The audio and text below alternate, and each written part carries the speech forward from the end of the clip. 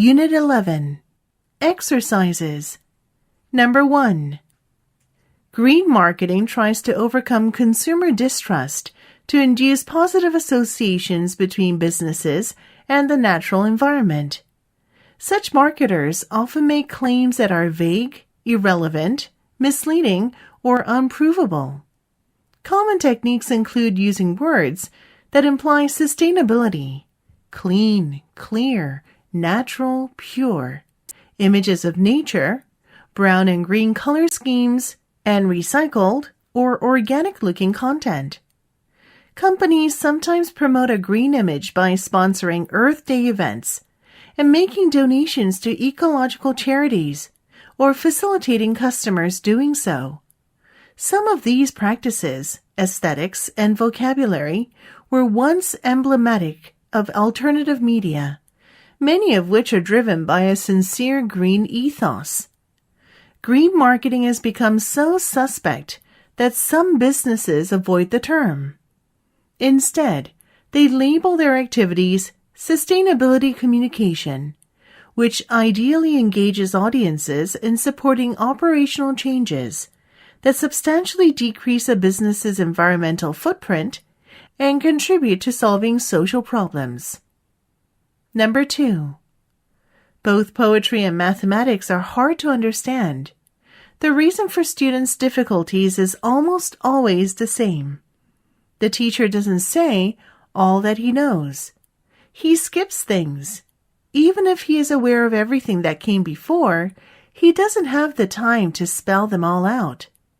Conveying a lot of information in a single statement is what compression is all about. And it is this type of compression that is responsible for the difficulty in understanding poetry and mathematics. But there is a significant difference between the two. The compression in mathematics is vertical, while poetical compression is horizontal. In other words, in mathematics, many stages, built like floors, one upon the other, are hidden within a single statement. In poetry, many distinct ideas, not necessarily vertically ordered, are compressed into one expression. This is why the vague understanding of poetry causes no harm, while the hazy comprehension of mathematics gets back at us in a later stage, when the next floor is built.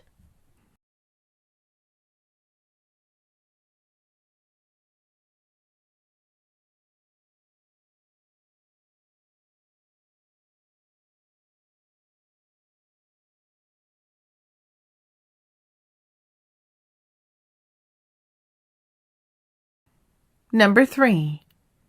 We do not recollect events exactly as we experience them. Most often, our recollection of an event differs substantially from the actual event.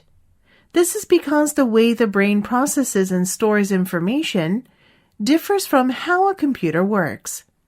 For example, we tend to extract the gist and meaning from our experiences, so that what we infer may be mixed up with what we actually experience.